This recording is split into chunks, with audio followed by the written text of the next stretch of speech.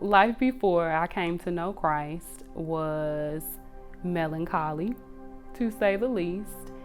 So myself and my brother, who is 4 years older than me, we were being beaten almost every day.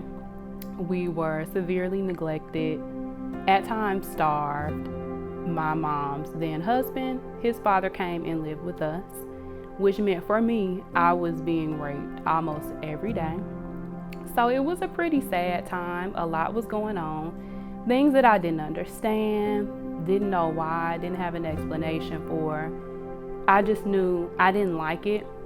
And I just wondered like if by any chance something better for me was out there, even if it was just like the smallest chance. I know the enemy may see it as an advantage to attack a child so young because they have no understanding. They don't know what boundaries are or what's inappropriate. But because I was so innocent and didn't know, I was able to boil it down to just there's bad and there's good. I just felt like somebody's got to be for me. If it's not my mom, if it's not my dad, if it's not any of my family, somebody had to have wanted me to be here. One particular Sunday, I found myself in the fellowship hall. We usually had breakfast. They cleaned up, they cut the lights off, they locked the door, and I was still in there. But I felt a peace, like if there ever was an opportunity for that good to show up, if whoever you are, if you're real, if you got the power like you say you got, this shouldn't be no problem for you. So I hear something only God can do, like speaking to your soul, like I'm about to show you. And I hear the keys jingling. Somebody comes back in and she cuts the lights on, like she's looking for something. Maybe she left her purse or something like that, but this was it. This was my something. This was him showing me, I'm gonna put you in a situation where you are alone, where you're by yourself, where you know it's me.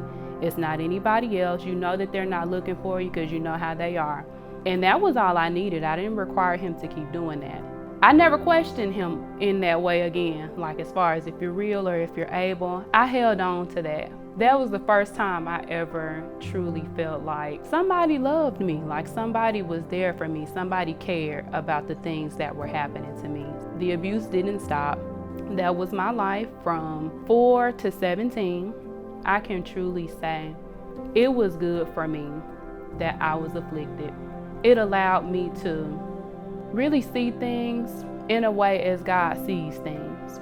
It allowed me to have a space for grace for these people who in most situations people wouldn't have that.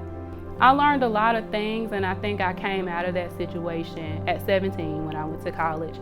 I came out of all of that which looked like a dumpster fire of just suffering and instability, but I came out of that with an understanding of the world that people my age didn't have. He's even been with me through a lot of the scarring that just growing up in those types of conditions left on me. I'm just a completely different person, and I didn't think I could be that. So me just wanting to be baptized is because I feel new. I feel like a different person. God, without me knowing, like rebirthed me in a way, like reinvented me.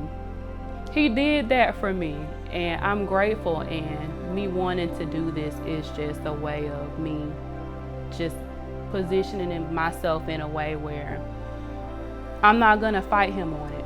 I'm gonna partner with him with like whatever he wants. I'm actually cool with that. All the experiences that I've had, all the time he spent pouring into me, and everything God has invested, whatever he wants to do with it, it really should be his choice, because where would I be had he never stepped in, had he never answered that prayer, had he never intervened, had he not counseled me, had he not defended me, had he not took up for me. He's really good and he's really faithful, and nothing that worked out for me was because of me. I was 4. What did I know? It was only because of him. Like, you don't have to have the background. You don't have to have the family structure. You don't have to have anything special, anything that the world may tell you you need. You don't have to live a perfect life, because I still didn't. After all he invested in me, I still messed up a lot, and he never left me.